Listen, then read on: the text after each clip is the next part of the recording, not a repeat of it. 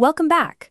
Today, we're updating our review of the PSC Chicago GLDA and Renaissance campus proposals, given how much has changed since March 2026.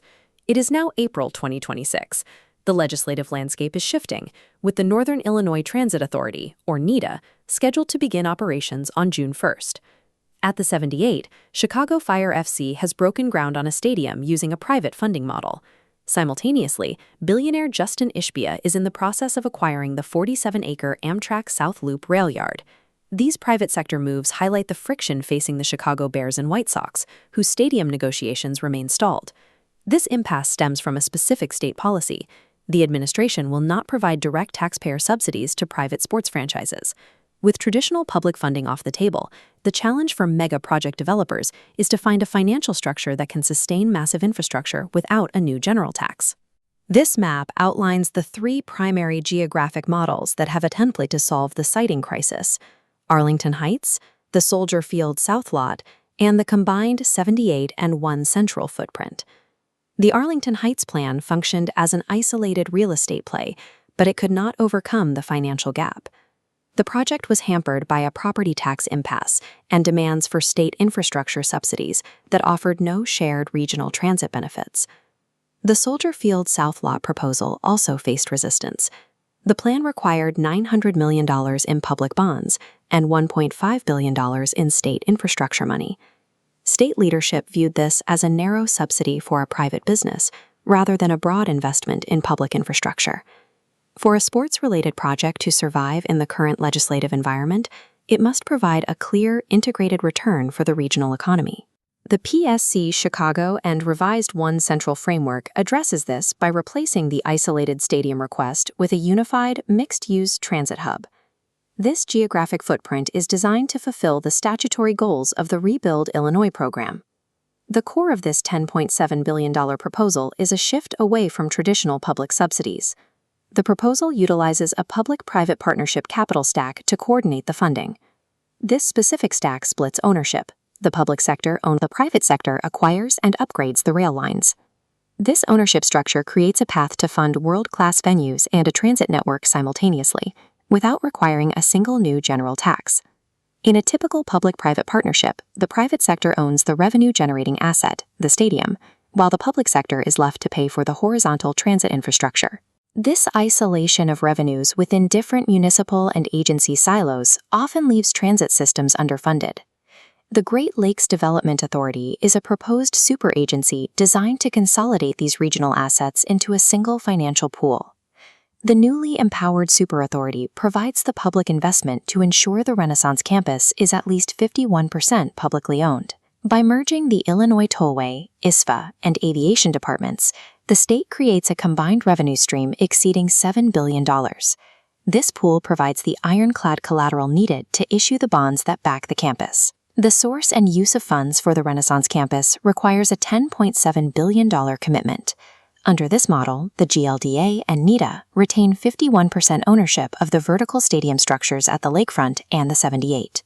This public ownership structure creates a legal status known as statutory immunity. Because the stadiums are classified as public regional assets, the project avoids the localized property tax disputes that stalled previous suburban proposals. Public status also allows the GLDA to issue tax-exempt private bonds on the open market, reducing the project's overall cost of capital. For the state, this ensures the physical infrastructure remains a public asset, shielding the administration from claims of a billionaire bailout. The GLDA captures amusement and sales taxes generated within stadium boundaries. These funds service the regional debt directly, keeping the state's general fund untouched. Public ownership of the stadiums acts as a financial shield, allowing the region to collateralize the transit debt without increasing general taxes. The second half of the stack focuses on horizontal transit and land acquisition, which are designated as private sector responsibilities. The biggest risk to a 10-year delivery window is the potential for multi-year federal delays. When projects rely on federal funding for land assembly, they trigger extensive National Environmental Policy Act reviews, which can stall construction for years. This plan utilizes private equity for land and rail acquisition.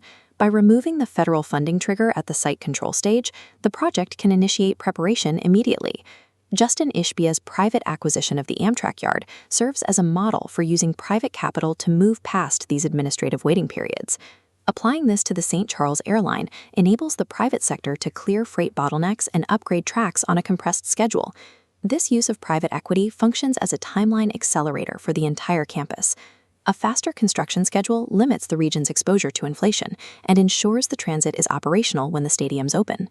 The GLDA maintains control over the transit outcomes through handback requirements, ensuring that private ownership does not mean a loss of public oversight. Private rail ownership ensures the horizontal transit upgrades are delivered on time, acting as a schedule enforcement mechanism for the vertical stadium builds. The result of this capital stack is the Renaissance Campus, an omnidirectional transit spine connecting the South Loop, Museum Campus, and the 78 directly to O'Hare. Within this framework, the professional sports franchises take on a different role.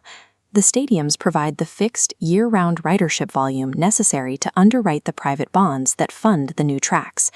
This guaranteed volume is the metric that makes the horizontal rail investment viable. This creates a flywheel effect, where high-volume events fund the transit, and world-class transit attracts global investment. This physical network fulfills the state's mandates for regional mobility, economic opportunity, and improved quality of life.